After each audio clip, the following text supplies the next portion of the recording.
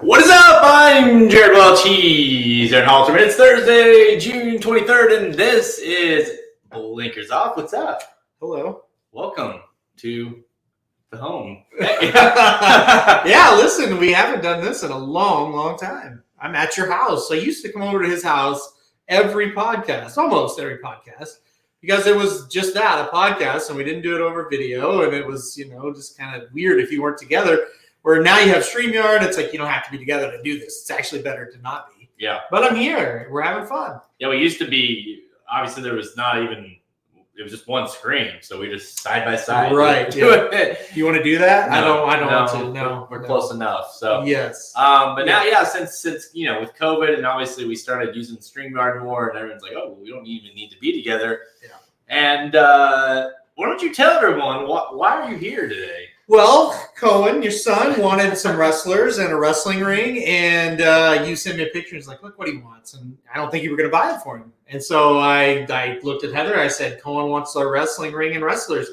And she said, let's go to Walmart. So we went and got him, and so I had to bring him to him today.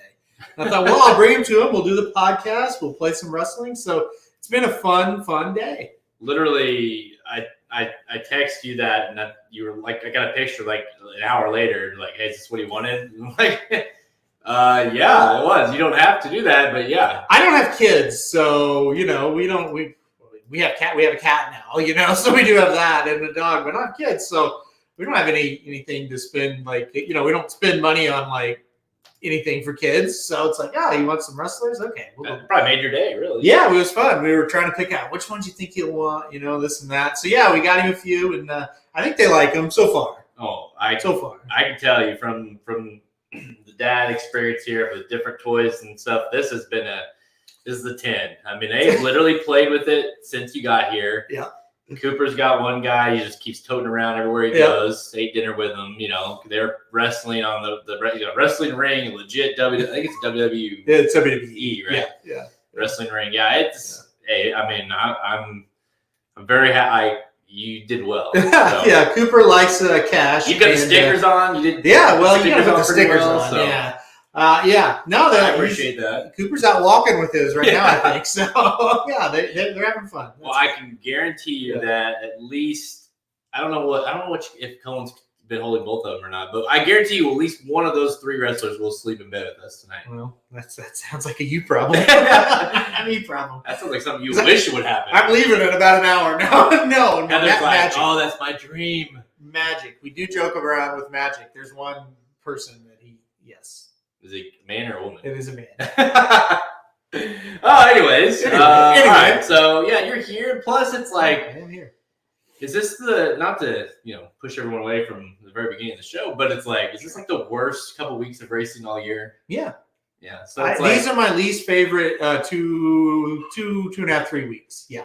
Because it's Belmont and Triple Crown is over, and it just feels like you're waiting for Del Mar and Saratoga. We do have like the Stephen Foster. That'll be fun. Belmont Derby and Oaks is fun, but you really don't have every good horse is waiting, is on the bench basically until you have Saratoga and Del Mar. So yeah, it's just hard to get like excited about. I mean, you have the Ohio Derby. Now, I'll give it credit for what it is. It's a $500,000 Grade 3 race at Thistledown, and you've got it's a good field. We'll call it 4 Kentucky Derby horses in it. 3.5 is what I said on the video because Ethereal Road was in, and then he was out, and Rich Strike was in. We all know what happened, but Ethereal Road actually played a very, very big part in the Kentucky Derby. Maybe the biggest, other than the winner. So how about that? Yeah. Art says waiting to hear what you go like. This is the one worth playing. The race only one. Yeah, it's a good race. Mm-hmm. It's a good betting race. Obviously those 4 Classic Causeway. We'll talk about him a little bit, but it's like they all have merit in terms of why you'd want to play them in this race. So it does make it a challenging race a little bit. One horse seems to what is like. Let's be clear. Why the Barrio? He's a Grade 1 winner. He's the only Grade 1 winner in the race. Mm-hmm. So this is his race. He should win. Trying to figure out if he's good enough. That's the thing. Or if there's another horse, we'll talk about him. That's kind of starting to blossom a little bit. Yeah, I mean, Barrio is a horse we really liked in Florida. We did not like him for the Kentucky Derby, and will we like him in Ohio? So that's kind of the thing. But he certainly, it seems like each horse that's kind of the main contender, the four, like you said, the four main contenders, which I think is accurate. This is a really good spot for them. Usually Ohio Derby comes around and it's like you got one or two. It's like, oh, perfect spot, they'll win. Now you've got kind of 3-4 horses. It's like, oh, yeah, that makes total sense. Like, they don't need to go to the Haskell right away. Right. Let's see what they can do in Ohio. And like I said, it's a $500,000 race, and I think it's going to be pretty fun. Well, we always talk about these horses, especially it even starts before the Derby, where you start talking about, well, that seems like an Ohio Derby type horse. That's what we say. And what we mean is it's not quite good enough to compete at the Derby level, which if you want to look at all four horses that are in this race, or 3.5, they weren't quite good enough to compete at that level, but here they are showing up. And a lot of times you see these horses, these trainers find this kind of workaround, go pick up purse money, go pick up these greatest, smaller graded stakes victories en route of getting back to the Breeders' Cup or back, whatever race it is, to a grade 1 type race to kind of get the horse. Because, everyone shoots for the Derby, and no matter what, you run to the Derby, but then you kind of figure out, okay, now we back off because now we got to figure out what this horse really is. The first start after the Kentucky Derby for the also-rans is always a little tricky, a little interesting, right? And that's why you have a race like the Ohio Derby, and it serves a very nice purpose for that fact. If you're an also-ran like Barrio and you just got smoked, it's kind of weird. Where do you go after that? What's next? Well, this Ohio Derby serves that purpose, right? Yeah. So, yeah, for sure. And I think it's, again, sometimes, like I said, it catches one or two of those types. This year it's caught 3 or 4, and that's kind of what makes it cool. Yeah, exactly. All right, so let's get right to it. It seems like everyone's excited about this race, and deservedly so. So, yeah, today's show, we are going to preview and give picks for that Saturday's Ohio Derby at Thistledown. It's grade 3. Then we're getting some rapid fire selections for the remaining stakes races this weekend at Belmont Park, Churchill Downs, and one more at Thistledown we'll talk about as well. Let's go.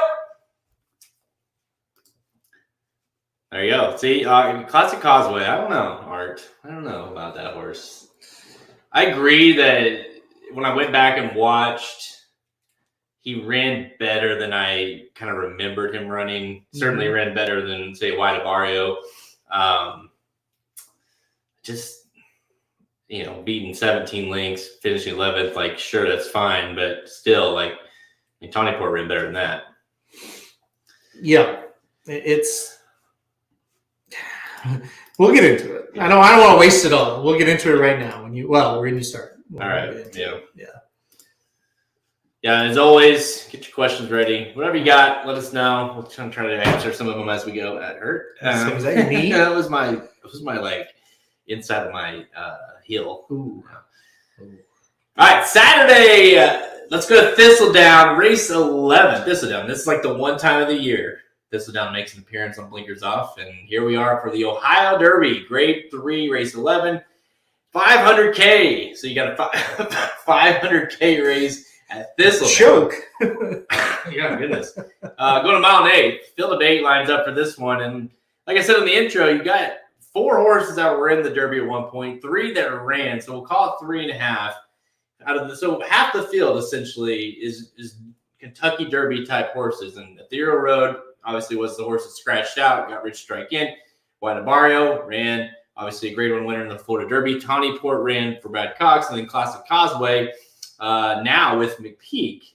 So making his first start for Kenny McPeak here. So all Derby type horses. And you're looking at 7-2 on Barrio, and you're looking at 3-1 on Tawny Port. I don't know about you, but first thing I looked at that, I thought, well, those will be swapped. Should be, yep. I mean, you're talking. I get that Tawny Port. If you want to look at their last race, sure, Tawny Port looked better, but let's not forget. I mean, Barrio was very good at Gulfstream Park, and like I said earlier, he is a grade 1 winner. To me, it is a 2-horse race between these two. I agree. I don't love the Lucas horse Ethereal Road all that much in this spot. I thought it was very telling that Luis Saez does not ride here He didn't see fit to come ride a $500,000 race, so I thought that was interesting. I really think Tawny Port and Wide Barrio are the two best horses in the race when it comes to talent. Wide Barrio was just not that great in the Kentucky Derby, to put it mildly. And that has me a bit worried about his chances here. And I think Tawny Port, the big thing that kind of led me to him, Irad Ortiz coming in to ride. I looked at all of his mounts. He's definitely coming to ride Tawny Port without any doubt.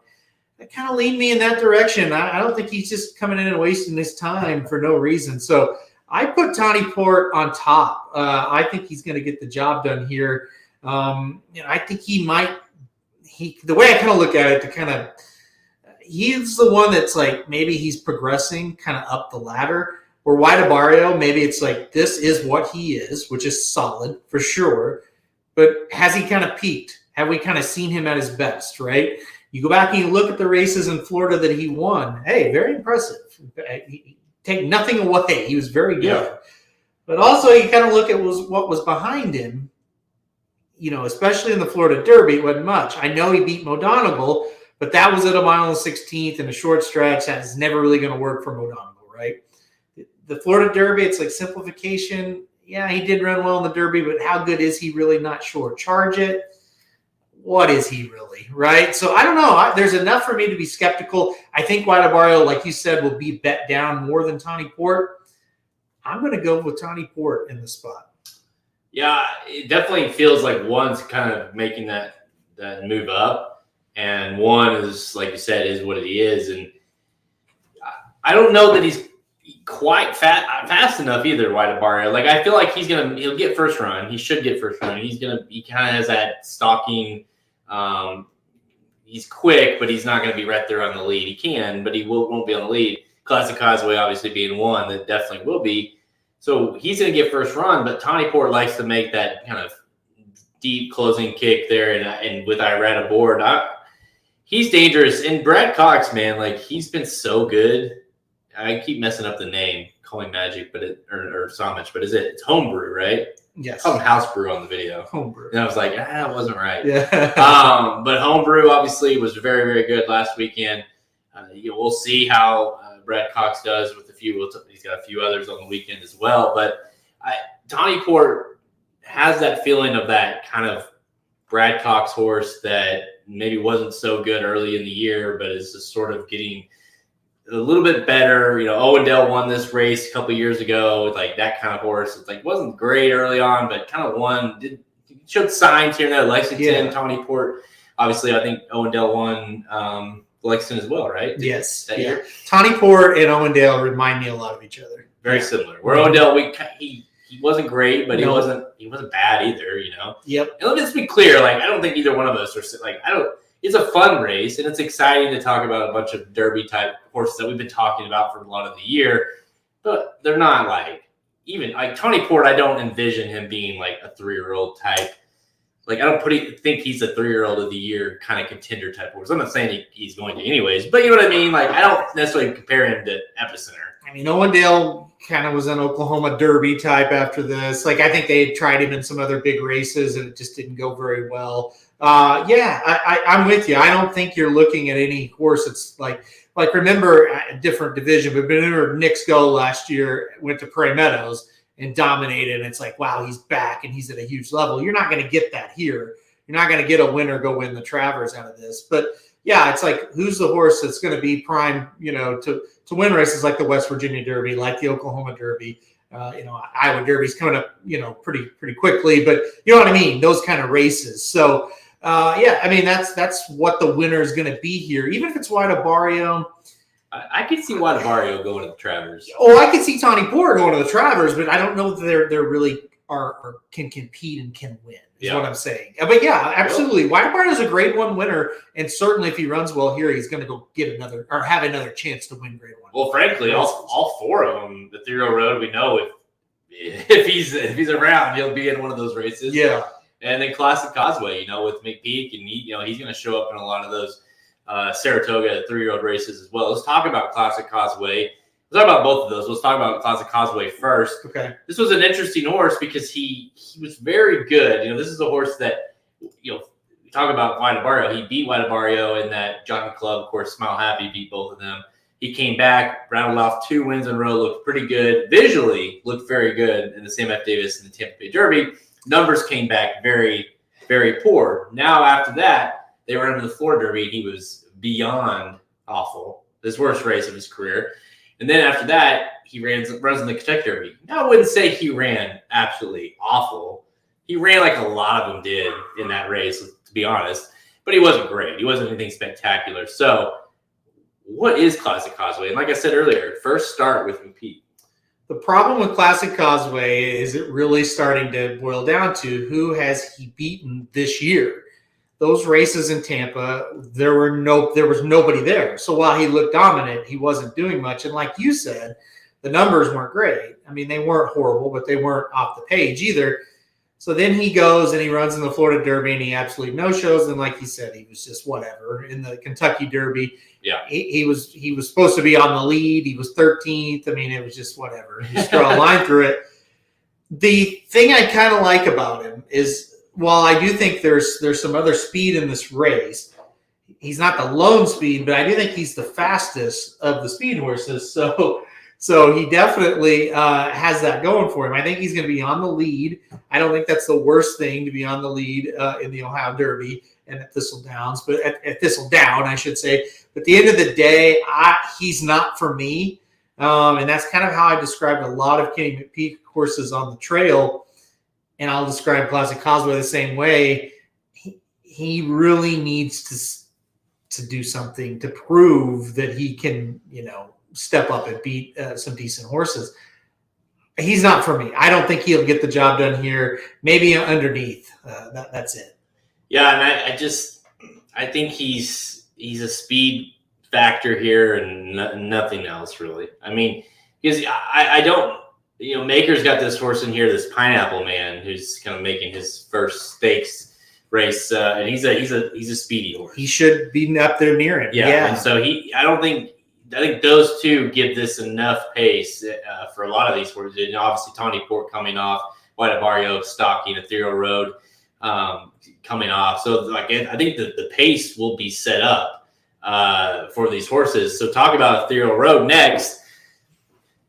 What do you do with Ethereal Road? Because he shows signs. Obviously the Rebel he should have won. He thought even though that came back weak, probably should have won that race. Bluegrass, he's awful. The Lexington, not great, right? And then he still has enough points to get into the Kentucky Derby. Like I said, he's 20th there. He scratches out with whatever. Then he's going to see him in the Preakness. Well, no, he's not good enough. Whatever reason, he doesn't go in the Preakness. He goes to Star Barton. You think, well, what's wrong? Why? Yeah. And he rolls in the Star Barton, and actually visually looks very good. Mm-hmm. What are you supposed to do with that? I don't know. Well, I think the first big strike with him, if you like Tawny Port, well, he lost, clearly to Tawny Port in the Lexington. He absolutely no-showed the Bluegrass. And yeah, the top two finishers of the Bluegrass were very good and are very good horses, I think. But the ones that ran behind him aren't that good. Like you said, Unoho beat him in a race where how did he lose it type of thing. I don't know. He's really not. He's not for me either, honestly. I think this is a really good spot for him. A much better spot than the Belmont. I'm not going to be shocked if he wins this race. I just don't think he's quite as good as a Tawny Port, as a White Barrio. And so then it's going to come down to, can he elevate to those horses, or will he just kind of be battling it out for third? And I kind of see him more as a battling out for third. I think that the fact that he was in the Sir Barton and not the Preakness, because Lucas is going to run that horse in any horse that he likes in the Preakness. I don't care that he had the filly in there. He's not against running multiple horses. So that to me was a factor. I don't love that Luis Saez didn't come with. It's not good. I don't care where he's riding. It's not good. And guys, the Sir Barton was visually very impressive. It was no good. The horse who got second in the race came back and got fifth in an allowance at Churchill. B-Doc was awful. Mr. Jefferson came back and got fourth. Ruggs came back and got fourth. That race was horrific. And I think that's why he looked so good. And again, I want him to win. I'm a Lucas fan. He would make me the happiest if he won, my bets notwithstanding. I tried to make cases for him harder than maybe I should. I don't think he is that good. And I think that's where the problem is. I think he will do what he does. I think he'll come with a run. I think you'll see him start to wind up, and it's like, okay, he's got a shot. I just don't think he'll be fast enough to catch a couple of these horses in here. Yeah, I guess I think he's one that it's a 2-horse race. But if you go in deeper, he would be my third. That's fair. He would be third. Because he's the one. Like if Classic Causeway Wyersville beats me or whatever, like great. You know, I never would have been there with him, but Ethereal Road, I'm enough on the fence with him of what he is exactly that I would be kind of pissed if he won the race. Like, really, you didn't use him? And just to be clear, he ran the Lexington off 6 days rest. He had plenty of rest for the Bluegrass, and he didn't show up. Yep, there you go. You corrected yourself. You knew, Art. So okay, give him The Lexington was crazy. Say we give him a pass for that race, and that's great. What's this excuse for the Bluegrass? Just a bad ride, I guess. I mean, he didn't get a great ride in that race. No. So maybe you can make enough excuses. Hey, I wish that the second place finisher of the Sir Barton would have came back and smoked him. Then I would be really happy. But he didn't look good. Third place finisher, like I said, fourth place. They didn't look good. That race was not very good. So to me, you got to step it up. And I hope he does, but I won't be playing him to win. That's for sure. I still we had B-Dog that day, and we were betting against Ethereal Road. And when they ran down the stretch there, of course, we knew we were not going to catch that. Well, yeah, B-Dog was just all over the place. And you just looked at him visually, like Ethereal Road is a monster compared to B-Dog. He could eat B-Dog as he went by. So Ethereal Road is certainly not going to disappoint you from a visual standpoint. He looks the part. He probably, if you got him bet, he probably is going to give you a thought, at least, that he can win. Yeah. Because he does come with a run every time. I just, when you compare him like to Tawny Porter, let's just say, but go back to round that out, it's like he's not fast enough. I just don't know that he can run him down quick enough. No. Yeah. And with IRAD being aboard here, I think that's just such a big indication that, hey, he obviously there's plenty of racing at Belmont. I get not $500,000 races, but still, like, to come all the way out here, like you said, he's not riding much of any substance on the day at Thistledown. So it's like he's here to win this race. Yeah, So So we talked a little bit about like what this race was moving forward. If we think that they probably will do it, but do you really take any? Like we talked about last week with Homebrew, and like if you were to win, he visually looks really good. Like the Haskell, he goes from being like whatever to like maybe he's like a contender-ish. Do you see any of these horses coming out of this race, whoever that horse could win, be like, well, maybe they don't go these like sub AAA type stakes races. Instead, they go to, you see him at Saratoga. Yeah, I mean, if Barrio wins, that means he's a Grade 1 winner that also just won the Ohio Derby. So his next start's definitely going to be a bigger one, and he's going to be bet for sure. Tawny Port, I feel like he has a little bit more to prove, even if he wins, because people, that Grade 1 status, and especially when it's the Florida Derby, that horse is going to take money, and that's why I think he's going to be the favorite in this race. But yeah, Wida Barrio, definitely. Tawny Port will take money. It's a Brad Cox horse. We'll see if IRAD jumps aboard next time out.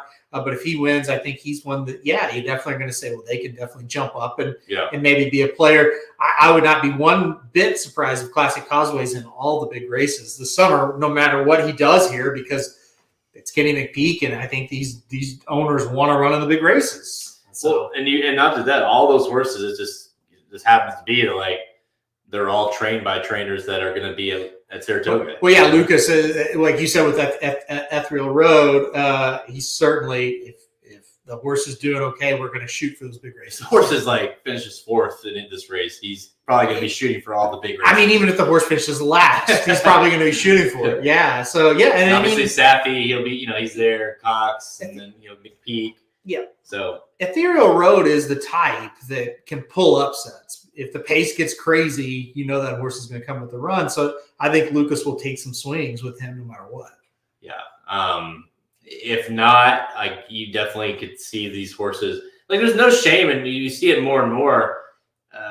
There's no shame in taking these horses on the alt route, and then you get your chance later. And Tawny Port is a perfect example of a horse that clearly they weren't, on synthetic, and they tried to Riz a Star. That didn't go super well. Back to synthetic, back to dirt. It's like, all right, what is this horse? Like, let's figure this out, and then they'll figure out how good he really is. He's kind of fooled me a couple times. I did not like him in that Lexington at all, and he ran pretty well. And then I thought that Derby, he might finish last, He ran okay. I mean, there was nothing too bad about it. So, yeah, like when they took him down to Louisiana and he didn't run very well, it's like, God, I knew he wouldn't, just keep him on synthetic, but he's ran pretty well the last couple times on the dirt. Let's see. Now he's in a spot where, if you don't want to go as far as say he should win, he's got a great chance to win. He's got just as good a chance as anybody else in the race. Let's see if he comes through. Let's see if he can do it. All right. So, yeah, Dennis, I'm glad you asked this because that was kind of my next, okay, we talked about all these Derby quote unquote horses, but what if someone doesn't, what if they're not very good out of the bunch of Derby horses? Are there any of these, new shooters, so to speak, the non-Derby type horses that could upset it? I would be really surprised. We've kind of seen Baris tried tougher. It didn't go well. I've seen people talk about Pineapple Man. That horse is not for me. I would be surprised. I think it's got to be one of the four. And it doesn't have to be, but I think it's very likely it's going to be one of the four. Yeah, I mean, I don't know. The Pineapple Man horse is the only interesting horse, just from if you want to try to go gate to wire type thing, like if the horse gets brave, that's the only horse that I'm interested in. Pineapple Man does not have Louis size this time, truth exposed. He did have him last time. Yeah. But no, not this time. I don't know. I mean, to me, it would have to be a major. You're talking about not 1, 2, 3, or 4. All 4 horses have to not fire basically in order for that to happen. And again, it happens. Like Rich Strike won the Kentucky Derby, I know, but when you look at Pineapple Man, it's like he's been in New York bred allowance races and hasn't been able to get the job done. I don't think he's going to come to Ohio and do it. That's just where I'm at with him. Now, can he run up there, like you say, get brave on the lead and hold on for third or something? Sure. But you could say that about a lot of them. All right. Final thoughts. Oh, no, I think Tawny Port is the horse to beat here. And I think if anybody's going to do it, it's Wide Barrio. I'm going Tawny Port. I think he's a little bit more maybe of that developing type, where Wide Barrio maybe kind of peaked a little early. Yeah, I'm on Tawny Port as well. I was really between those two. So, and you and I both agree. We'll see how it plays out. You and I both agree that we think that by post time, that Wide Barrio will be your favorite. Tawny Port will be your second choice. I wouldn't be surprised if Wide Barrio's bet sub 2-1 Tawny Port. I think Tawny Port will still be bet like 5-2-ish, that range. Mm-hmm. Maybe you down to 2-1, but I still think Wide Barrio is going to be over bet based off of what I think he is. So that's ultimately why I went with the 7 Tawny Port. That's the thing. If Wide Barrio is actually 7-2, we're going to feel dumb for picking Tawny Port because Wide Barrio 7-2 makes a lot of sense. And Truth Exposed says all of them are no better than grade 2 anyway. Well, Wide Barrio is a grade 1 winner, and that grade 1 win was the Florida Derby. So I don't know if it's quite fair to say that. Maybe going forward, maybe they're grade 2 horses, but we do have a grade 1 in the winner in the field, and that's big for a race like the Ohio Derby. Yeah, and Joseph says, it is going to be a great summer at Saratoga because it's this whole 3-year-old bunch, and let's not even talk about these horses, like the actual, the top tier ones, the Zandons and the Epicenters. Yeah. We don't know what they like. That 3-year-old divisions is so wide open. All different winner of each leg of the Triple Crown. Rich Strike obviously threw his name in there early on, so it's like you just don't know what these are. So we're going to really shake things out. And then you hear the news today. I guess we won't be seeing Bob Baffert enter any of his 3-year-olds. He comes off suspension in a week. listen, and now Naira comes out today saying he's been, the suspension from Naira is through the year. So we won't be seeing him. You kind of thought, well, surely he's going to try to get, we talked about it last week's show a little bit. Yeah. He's going to try to get Taba or Messier or someone in the Travers. Well, maybe now all of a sudden it's definitely the Haskell, right? Yep, that's right. That's right. So, yeah, we'll see how that kind of shakes out. Maybe they can, McCarthy can bring a horse up or Yachteen or whatever. I don't know. But, yeah, we'll see how that plays out. But, yeah, Haskell, I think, would welcome him with open arms. So, yeah, we'll see. Yeah, they have big supporters over there. Yeah. All right. Enough of that. We're on number 7, Tawny Port to win the Ohio Derby. And didn't they right after all that came out? Yeah, he can come. We welcome him. I was like, great. Yeah, even when nobody wanted Bob Baffert to their track, that Monmouth was like, oh no, we can come over anytime. So, yeah, I mean, he'll be. They won't have any problem. I would say, I guess there, right? Is where one of them will run. One of them, yeah. Yeah. Sure, he didn't love hearing the news of that Naira thing, but no. If you think of the Haskell, if Jack Christopher does indeed go there and say Taba shows up there, that's going to be awesome. Yeah, the Haskell might.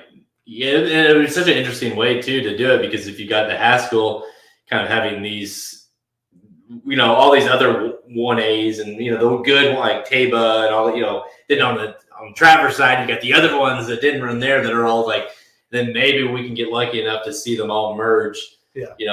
Whoever wins the Haskell, whoever wins Travers, get them to merge in whatever, Pennsylvania Derby, or maybe it's Breeders' Cup. But yeah, I mean, this 3-year-old division is up for, we talked a lot about this last week on Bleeker's Off. It was like, this is up for anybody. Anybody that wants to throw their name in there, if they can have a great second half, no one's really done enough to separate themselves. So Yep.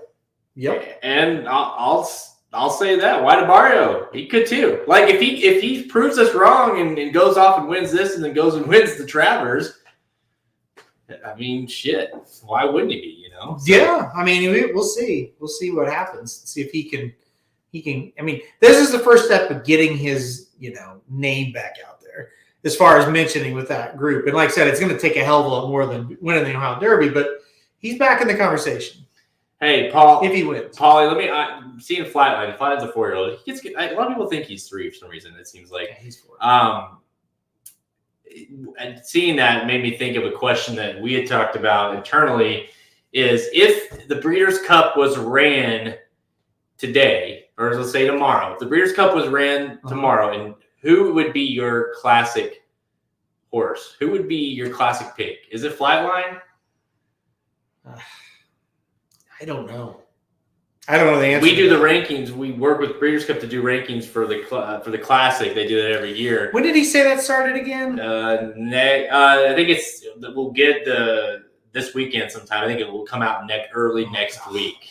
Yeah, that's And he asked me at the Breeders', he's like, "Hey, who would you pick? Who would be your classic horse right now?" I'm like, I guess Flatline, just because that right now the plan is to go Pacific Classic or whatever, but definitely a classic type race to the Classic. If that's the plan right now, and I think he's the most talented horse, I guess that's where I'm going. But yes, yeah, certainly could prove not. If he doesn't run well, whatever next race.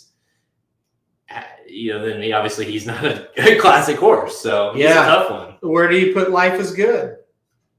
Yeah, I mean, and he's a victim of, we haven't seen him in so long that you just forget about him being unbelievably talented. Let's think of who's the best 2-turn horse that's actually proven it in this country, because Country Grammar hasn't ran in this country. That's true. It's Olympiad. Yeah, very quiet after that comment, but he's kind of been the best as far as running races in this country at 2 turns. Yeah. And that's not a sexy pick, that's for sure. No. So there's a lot to be worked out. Well, they're putting that horse number 1. So yeah, I mean, there's a lot to be worked out in this Classic division. Now, let's be clear. And yes, Paulie, they say that they think he's going to be better stretching out. They say that a lot about horses. But if that's the case, he's he number won't 1 be easy. beat. Yeah. And not only that, he won't be beat. No. like as long as he stays healthy, he'll be. Yeah. Because I get crazy. I get crazy Pharaoh vibes with him. And I get he didn't nowhere near Pharaoh because he didn't win Triple Crown and all that stuff. But just the way he runs, I'm more and more thinking about the way he looks on the track. Raw talent. He's visually just better than everybody else. You know it when he's on the track. That's how he looks. And Pharaoh, in another way, is like Flatline proved where he didn't need things to go exactly his way like he did in that mile. Had trouble and still managed to, that Pharaoh could do that as well. So if he is better 2 turns and he has that same kind of ability that we've been seeing, just bubble wrap him and get him to the Classic because you're not gonna beat him. Yep, absolutely. That's gonna be very fascinating if he goes Pacific Classic, how he stretches out and how good he looks because they all say he can do it, and this is the other thing that Kevin just mentioned. He has to stay healthy. It's a huge if. Yeah, and that is a huge if without question. He's made of glass, and unfortunately.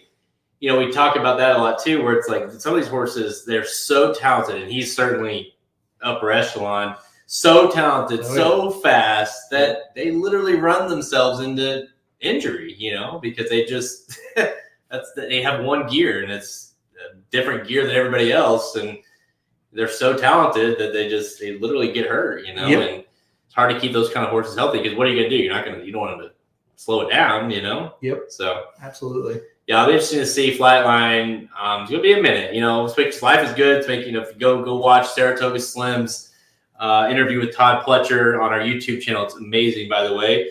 But he interviews Todd Pletcher, which was hilarious in its own because how excited he was, and they talk about Life is Good and what the plans are for him. And so, what's next for Life is Good? And obviously, we'll see Life is Good before we see Flatline again. So then does it shift and say, oh no, wait, never mind. Life is Good is the horse I want.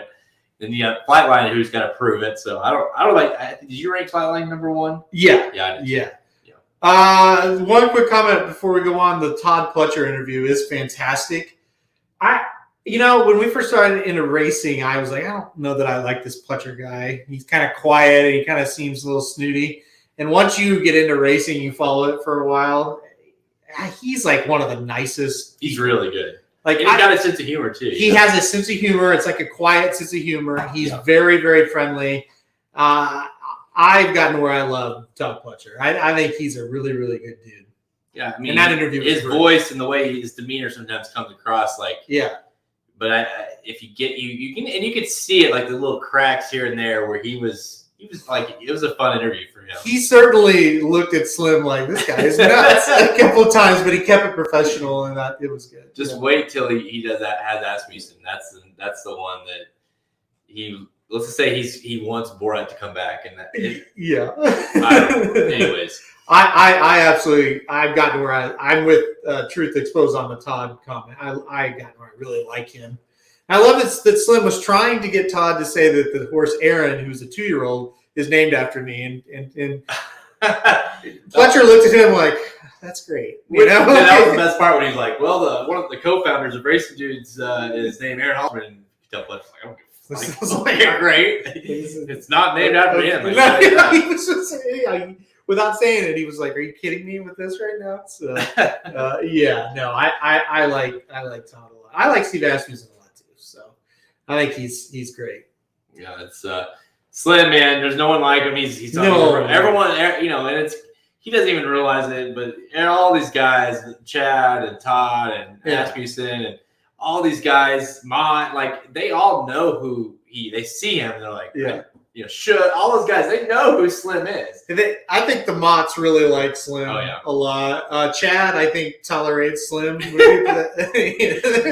Chad always seems like on the border of strangling him or like laughing with him. I can't ever decide which one it's going to be. I think Chad just has the attitude of please leave now.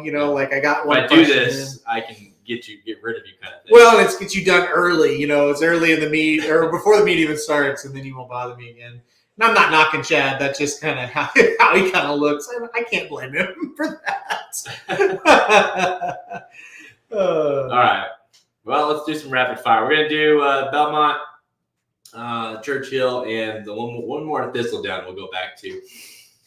All right, let's do it. All right, time for Rapid Fire presented by BetPTC. Bet with the racing dudes at BetPTC.com and get $200 new member bonus. BetPTC. Got that? .com. Promo code dudes. Enter that and get $200 new member bonus. Bet with us over there. Bet with the dudes at BetPTC. All right, let's do two at Belmont Park. Racing at Belmont Park. Got a few horses that are interesting that are making kind of their return.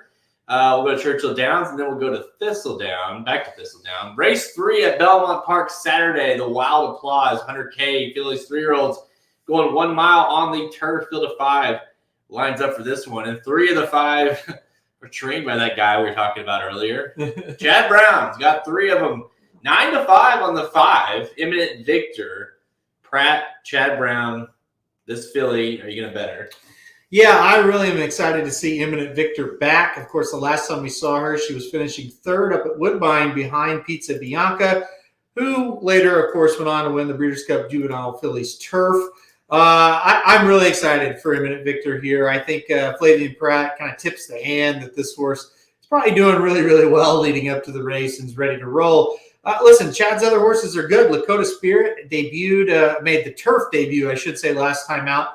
Had 3 races on the dirt. Didn't do poorly. Just hit the board. Got to the turf and won. So I think you have to respect that horse. And, of course, Oakhurst winning 2 in a row, including an allowance at Keeneland last time out. So Chad's loaded here. Got 3 really nice horses. But I believe Imminent Victor is the best of the 3. Yeah, it's nice to see Imminent Victor back. We talked a lot about her when she entered that Natama. I don't know what episode that would have been, but September of 2021 sometime.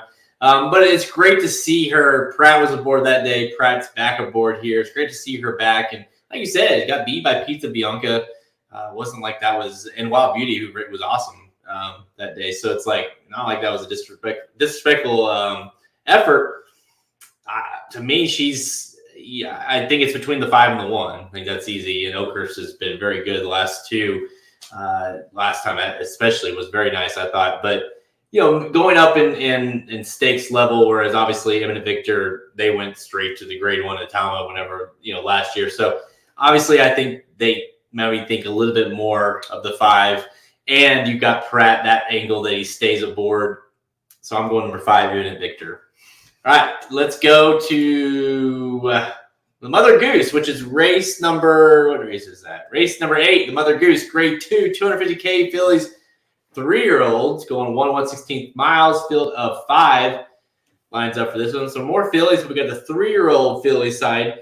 We've got a few in here that we were last seen in the Kentucky Oaks. Shahama at 9-5, but she wasn't in the Oaks, but we did see her. What day was that we saw her? That would have been Oaks Friday. Friday was and then was allowance. Of Friday or the undercard is like the 4th or 5th race. Juju's Map. Yeah. The 5, Juju's Map, making her stakes return. Even money favorite for Brad Cox and Flo. We've been Juju Map fans for a while, and she was awesome. She was really good that day. She looks like she'll be tough to beat. If she runs back to that race, it's over. She looked really good in that 3-year-old debut. Probably took him a little longer than they would have hoped to get her back. Like you just mentioned, she missed the Oaks. But, and listen, the way that shaped up, now I know Brad Cox won the Acorn on Belmont Day, but she would have looked good in that race too. Now, of course, he has another good – Maturay is a really nice horse, so he's not worried about that. But really good spot for her here, second off the layoff. As long as she doesn't bounce off of that effort, I think she'll be just fine. I think Juju's Map's going to be pretty tough to beat in the spot. And really another spot here where there's not a ton. You get the Pletcher also ran in the Kentucky Oaks, making the second start in the United States. Maybe she gets a little bit better and runs a little bit better race. But I think they're going to have a tough time catching Juju's Map on the front end. Yeah, I think the 1 is the most interesting Juju's Map of the race. And I thought it was interesting that Pratt stays with her here. Not that but he doesn't ride for Pletcher all that much. And it's not like a normal thing that you could definitely see where he wouldn't be on or he get on a different horse. So, she wasn't awful, all things aside, for being kind of she was 12-1, 13-1 in that day. Showed some late kick in that race. So if they can kind of work out the kinks, second start with Pletcher and Pratt aboard, maybe she, obviously that was her first loss that day. So that, it's not like she was a bad horse going in. No. I don't know. Like I'm cautiously like she could be someone to look up upside, I think. But the 5 Juju's Map to me is just the most talented horse in the race. And really that day, Dennis wants to know, do you think she would have won the Oaks if she would have ran in the Oaks that day? Obviously, she didn't qualify for the Oaks, but would she have ran in the Oaks would she have won in the Oaks had she ran that same race she ran on Oaks Day at Churchill? No, I don't think so. But can she get to a level where she can compete with those horses in the Oaks? That's a yes for me. It kind of feels like that's what they're going to try to do, Mother Goose. And then, look, there's a Coaching Club American Oaks. You got Nest. You got Secret Oath. You got whoever wins this race will probably go to that as well. And what a race that's going to be, right? And so then we're going to get to see. But on that specific day, I don't think she could have done it. But is she that kind? Hey, if she romps again in this one, I don't see any reason why you don't say, yeah, I think she is that kind. And I think she goes to a race like the Coaching Club American Oaks at Saratoga, and she's got a shot. She's got a big-time shot. It's not just, hey, she can pull the upset. It's, hey, she's just as good as these horses. Yeah, that's just it. Like, it'll be, with all the talk with Secret Oath and Nest, and deservingly so, but Juju's Map is a horse that certainly, finished second in the Breeders' Cup to Echo Zulu, of course. Well, you had to have a telescope to find her. But she was awesome in that Alcibiades. Yes, she was. Prior to that, of course, beat Distinctly Possible, came back to win Juju's Map that day at Keeneland. Obviously, a lot of high hopes for her. So if she can kind of throw her name in the mix, certainly would be fun to watch over the summer. Another, I know this is rapid fire, but still, this is an interesting race because you have a lot. Vinty Valentine, Kevin says, is back in New York, which is interesting because Vinty Valentine is 2 for 2 at Belmont Park. And while she was awful in she was like next level awful in the Kentucky Oaks, she's still she won the Busher. She, of course, won back-to-back races at state-bred races at Belmont Park to start off her career. And then, of course, second in Grade 2, wins the Busher, finished second in the Gazelle to Nostalgia. Can she kind of get back? She has ran some decent races. I give her a mild chance to upset. Is she maybe if would she have to do it on the front end? I don't think she's fast enough to do it on the front end, but I think she can sit second maybe and get the first run. And let's say Juju kind of doesn't run very well, maybe doesn't get the position she wants, and you got Vinty Valentine getting first run on her, maybe Pletcher's horse doesn't fire, then I think Vinty Valentine can win and may do it and look pretty decent. I don't think she's quite up to the level of Juju's Map, and I think that's the problem. I do think she'll get a decent trip, but I think she's going to have to stalk and pass her, and I don't think she's good enough to do it. And I'll just throw her in. I'm sure we'll probably put Midnight Stroll in the winner's circle since we're not going to talk about her, but Gerrymander. Second off the layoff, that's very good. The horse finished the year off last year pretty strong. Ran into Matarea, obviously a very good horse, and just didn't, wasn't able to compete. But, second off the layoff, maybe it helps. Rosario board again for the second straight time. If you're looking for alternatives, she's not a bad one. Again, a broken record, I just don't think she's up to the level of Juju's Map. And I don't think she or Vinty are fast enough to win this race, frankly. To me, I would rather take a shot with one of those two than Shahama, because at least you're getting a price to try to beat the heavy favorite. Yeah. And I don't think when you compare them to Shahama, I think they're very comparable, right? But I just have too much respect for the 5. Seeing a few of these horses have the running lines with Echo Zulu made me think, do you think we'll see her again? Well, I heard she's back at Churchill Downs with Steve, and I don't know. I think so. the way Asmussen acted, she shouldn't have scratched. She was fine, So I don't know. I don't know is the answer. Will Rosario be riding her? I don't know the answer to that either. It doesn't seem like those two are around together anymore. Of course, Rosario's up in New York, and Asmussen's sources are mostly at Churchill, his good ones. So I guess that's a Saratoga question, right? Like, will he be riding up there for him at Saratoga? Where does Echo Zulu go next? A race like this would have made a lot of sense for her.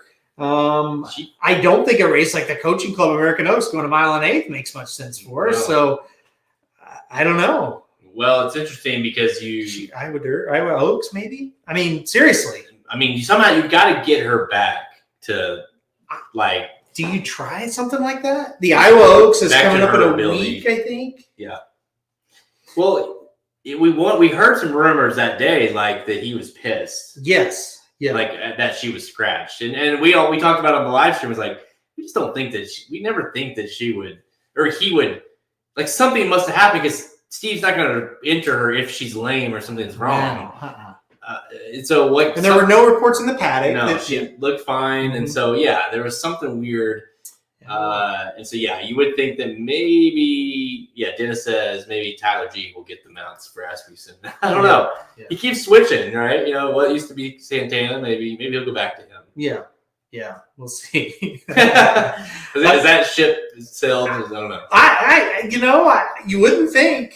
You'd think Santana could get back in the mix. We'll see. What do you think about the kind of the back and forth here on the chat about Juju not going the one turn? The issue, one turn versus two turns. Obviously, the Belmont Mother Goose is going to be a one turn. I mean, what can you say? I don't know. She's ran one turn race, I think, and it was on debut going 5.5 furlongs. Yeah. So I don't know what. Now we don't think she can go one turn. I don't know. I think she's got enough early speed that I don't necessarily think the one turn is going to. I would see no reason why she shouldn't handle it. I'll put it that way. Yeah, I think she certainly. I mean, it's possible that she doesn't like it, right? But there's no reason to not play her because of that. I think that's the best way to put that. Yeah, and that I saw no reason why Nick's Go wouldn't like going one turn, and he did not like it. Yeah. So I see no reason why she can't handle it, or it'll be bad for her, but she might not. I mean, that's a total guess, one way or the other.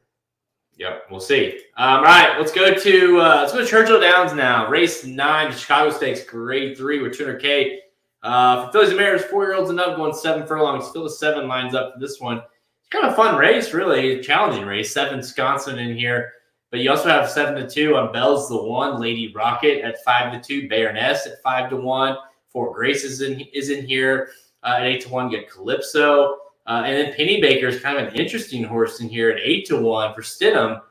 It's all over the place, and frankly, I think you can make a case for at least 5 or 6 of them. It's interesting. It's a very interesting race. There's a lot of different ways you can go, like you said. I'm going to go with a horse that I think finally gets the speed set up and the track set up that she wants. And I'm going to go with number 3, Lady Rocket. And I went with her a couple times this year, and it's been really disappointing how she's ran, especially last time out. But I just don't think she liked the track very well that day. She also got beat by a really nice horse in Search Results, and the Royal Flag's not bad either. I think the pace sets up so well for her in the spot. I think 7 furlongs will be fine for her. I just think she's going to come back here and finally get the setup and have a real good shot to win. I respect the closers, and I'm definitely not singling Lady Rocket in the spot, but I do think she gets the pace set up and wins in this one. She concerns me for sure because of that pace standpoint. The last 2 efforts, I guess, were not good, but that day that Go for One, she was awesome, like way awesome. And ran a huge number that day. Hasn't came back to look that good since, but she also ran the Madison, Ruffian were tough races. That Madison was really tough. Yeah, and plus you had, like you said, she had a little bit of people joining her up front. Like it wasn't like it was an easy lead in any kind of situation. So Lady Rocket certainly is scary here. Likes Churchill Downs, likes this distance. I kind of going a little bit of a price though here. I think I saw it somewhere. Yeah, How about number 1, Baroness, with Saez aboard? I think that is sneaky. Pick. He rode this horse. He's rode this horse several times, but the last 2 times, 4 of the last 5 times, with 3 wins of those 4. So obviously very familiar with her, and she's looked good. Like, she's kind of becoming more consistent, I think is the best way to put that. And she's looked good the last 2 efforts.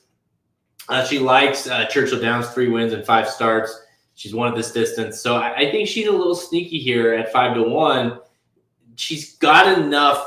Another thing, too, is I think she's got enough speed to where Louis Saez is not going to let Lady Rocket just completely get an easy lone lead. So I agree. It's a tough call to go here because we've talked about Bell's the one and Sconson. I mean, this is tough. I mean, Sconson, I would say, is the easy answer. Sure, she's very classy. She's obviously rattled off 2 wins in a row, including the winning colors here at Churchill Downs, 5 wins and 8 starts at Churchill. She loves this track, but she only has 1 win and 8 starts at this distance. That to me was a little bit concerning as well. Yeah, I think Sconson, though, is and Bell's the one, certainly very classy horses and horses that run well on this Keeneland Churchill Downs circuit too. So yeah, going against him is a little shaky, but I'm with you. Like, Baroness ran very, very well last time out, and then you got Saez again. So I'm with you. And I'm in my mind. It's not logical, but in my mind, I'm like, well, he chose Baroness over Ethereal Road, so it's not that. I realize he has more mounts at Churchill, but still. But this is the only stakes. Yeah. I get maybe he had some other ones lined up, like you said, and the purses are a little better. But a $200,000 stakes, $500,000 stakes, he's going to get decent mounts all day like Irad did at Thistle. Exactly. So, and they're running stakes at Thistle. They got some, I think 5 stakes. Yeah. So I don't think it's as simple as he chose this over Ethereal Road, but I don't think it's a bad thing that he's here. No, I don't at all, and I love the fact that we're going to get 5-1. How about the 2? You and I both kind of were like, that 2's interesting. The Godolphin Stidham, first start in the United States at Laurel, really looked impressive. She's certainly one, like, we just don't know what she is, but if you're looking for prices, Penny Baker's a horse that rattled off, 4 in a row prior to coming, 5 in a row now if you count the 1 here. Yeah. Maybe she's just getting really good. And so she, to me, if you're going to go price hunting, the 2 is who I'm going to use. Yeah. I think the 2's very interesting coming second. 1-2. Yeah. 1-2. Straight. No, okay. I'm on number 1. Baroness, you got the 3, Lady Rocket. All right, let's go to, what we got here? Let's go back to Thistledown. What do you say? Hey, Shoddy. People are using drugs on our chat. What is it? Truthfully Post says, might need to scroll for that info. I don't even trust me to remember it all after hitting this bong. All right, there we go. Good to have you.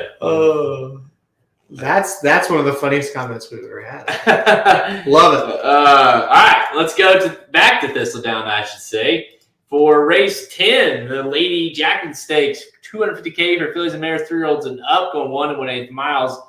This is, of course, the race prior to the Ohio Derby. Field of 10 lines up here, and it's not necessarily a top class race, but you've got Crazy Beautiful in here at 7-2. You got Army Wife at 3-1, Maracuja, who we talked about earlier at 4-1. There's plenty of options. Take Charge Lorraine for D. Wayne's.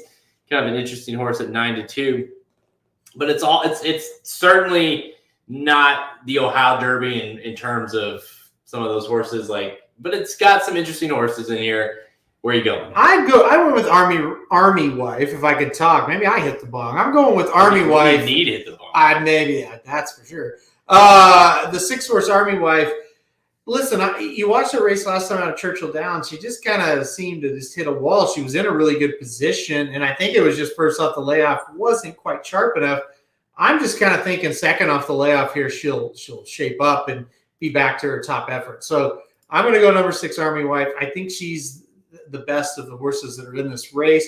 Last year she just every race was very consistent. Faced some heavy hitters towards the end. I think she bounces back here and gets a win. Yeah, I said to you, we're kind of looking over the races prior. I was like, this is Army Wife's kind of race because you go like you said last year, like won the Black-Eyed Susan, won the Iowa Oaks, and then from there, hello, grade ones, Alabama, Cotillion, like they really stepped up and ran pretty well in both of those races. And then, of course, you kind of fizzled out later at the end of the year. But this race here, came back, I should say, looked okay, but obviously needed that one. I think she'll be sharper. This is obviously more of the level where she needs to run. And she's just classier than a bunch of these horses, I think. So Army Wife for me, I think it's a perfect second race yet. Gaffleon to ride, back to ride, I should say. So I'm with you. I like number 6, Army Wife. Anyone else in here that you like from a price standpoint? Because this definitely seems like a race. Obviously, the next race being the Ohio Derby, if it is somewhat chalky of a race, is there any prices in here that are interesting to you? I thought the 8 was kind of interesting in here. Micro cap. This horse last time out kind of woke up and was at this level, or excuse me, at this distance, and then an allowance race at Churchill Downs, won by a neck. Kind of like the running style for this, and our old friend Grant Forrester, he kind of can sneak in here and win a race like this every once in a while. I like this horse a little bit at 8-1. Can she beat a horse like Army Wife? Yeah, I'm not quite sure, but seems to kind of woke up. And 2 back, look who beat her, Juju's Map. So you kind of just draw a line through that one a little bit. But yeah, I kind of think since this horse got back to Grant Forrester that we're seeing a pretty good looking horse here. So I think at a price, this one makes sense. All right, there's your price, but we're on number 6, Army Wife for the win. Shotty, you're too late. Yeah, we already talked to Ohio Derby. You missed it. I can't believe you missed it. I know, and by the way, it sucks. But I was ready. I was ready to talk about OU versus Arkansas. Oh yeah, they let us down. But sorry to the Razorbacks. They came close. They did win to force it to this third game. Yeah. But didn't get it done. It's one of the both teams really. OU. Neither one of the Arkansas or you really thought all year that they were very good. Mm-mm. No, Ole Miss is good. That'll be fun. Well, Ole Miss had not lost in the postseason until Arkansas beat them the other day, and then of course, it's hard when you lose a game in this. It's hard to come back. You got to win so many more, and Arkansas. They couldn't hit today. That pitcher got on a roll, and they couldn't hit him. I know. It's this. It feels like this is as hard, if not harder, than like the college basketball, like March Madness. It's just like it's all about getting hot right now. Baseball is harder in general. Because a baseball game can go 100 different ways on you.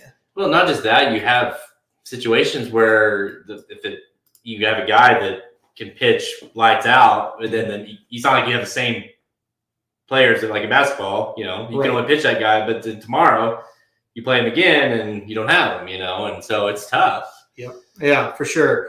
Pitching makes a huge difference in this thing. Yeah, I guess. And to that point, Oklahoma is a good example of they didn't really have great pitchers all year, and they've risen to the occasion the last month of the season. Yeah. Like the guy that shut down Texas A&M the other day, I was just like, we're throwing him out there and we're hoping. And he pitched the game of his life. Yeah. So, it's just, that's the other thing. A pitcher can get hot, your bats get hot, and it doesn't really matter what you've done, first 2 months of the season. Nope. Yeah, I guess I will root for you since you did the wrestling stuff for the boys. I'm glad I bought your love. You bought but you definitely bought the boys' love. I know that. There you go. Yeah. I'm not gonna sit here and lie to people. I don't know anything about this OU team until they got to the College World Series. I'm not a big baseball guy, but certainly I'll be watching and rooting for them. Hopefully they win. That'd be great. Tune in to Do To Bet Sports. I'm sure you guys will be talking your dad probably knows every player, right? So he even admitted that he now softball, yes, but baseball, it's like he follows it. So he's like, I never dreamed in a million years this would happen. Like, they're not that good, So they just got really hot, and right now they're playing outstanding. But so's Ole Miss, so we'll see. All right, that's all the time we have. Check us out at racingnews.com for free picks and our premium selections on our products page. Click the Get Racing News Premium button in the menu at racingnews.com to learn more. Tomorrow, everyone remember this. Tomorrow, Racing Dudes premium subscribers can compete against us in the Dudes Tournament Challenge, the Pick and Pray Tournament with horsetourneys.com. Tomorrow, we're back tomorrow, so make sure you are a premium subscriber. You can play for $150 horse tourney site credit plus cash prizes. It usually is around $300, $250, $300 when totals. But yeah, Shoddy, you'll be there, right? You're Shoddy's always good. Shoddy's been on fire. So she's a tough one to beat. So yeah, you got to make sure you go. If you aren't, be a premium subscriber. Any subscriber on premium of our premium products, and you can get entered. Let's go to our dashboard. You can see the entry there to play in these tournaments. We will be there. We'll be live as well, I believe. Yeah. I saw it for like half a second. I think it's like 3. What time? Did you see it? I don't remember what he set that for. That's not right. 3:30. 3:30? 3:30. There you go. Yeah, June 24th. 3:30. 3:30 Central, so 4:30 on the East. Yeah. There you go. Yeah. Come on. Come on, Charlie. Do it. Come on. All right. You can do it. RaceNews.com. We're a destination site for all free horse racing picks to all the major horse racing tracks. We're on Twitter at @racing_dudes. Instagram and Facebook. You can check out all episodes of Blinkers Off by visiting our podcast page at the website racingdudes.com. Apple Podcasts, Spotify, Google, all the places you listen to podcasts, we're on there. Or you can just go to YouTube and watch us. See our pretty faces. Watch us on YouTube. Just go to youtube.com/racingdudes or search Racing Dudes on YouTube, and you can find all episodes. Make sure you hit like, subscribe, and all those good things so you can get alerted when we go live. The Magic Mike Show. They did the Belmont Park Saturday late pick 4. So if you want full more analysis, obviously we covered a little bit of that with the Mother Goose. But if you want the full pick 4 there, make sure you go check out the Magic Mike Show as they did a full analysis of that. Final thoughts, Aaron? It's good to be here. Good to be back. Yeah, it's good to have you in my house. Back. And it's going to be fun. Tomorrow will be fun. I always look forward to that show. I'll be depressed because I do terrible on those usually. That's it. That's all I got. Everybody have a good and safe. Oh, no, this is not 4th of July weekend. That's next weekend. Everybody have fun. Don't be safe this weekend. Have a great time. You're crazy. Yeah, get wild. I won't be there tomorrow, unfortunately. I didn't break to you. I will be at Lightyear. They're going to the movies. I'll be at Lightyear. Yeah. So I'll be trying to check on my phone occasionally to see how my picks are doing. I'm probably the only person to go to Lightyear, and well, that's probably not true. To check see how their betting's doing. But anyways, so I'll be doing that. But I will be I'll be in the tournament as well. You'll be in it, or Magic will be in it. Samich will be in it. The whole crew will be there. So make sure. Go challenge us at the Racing Dudes Tournament Challenge at horsetourneys.com. All right. Till next time, I'm Jared Welch. He's Aaron Halterman. Good luck this weekend.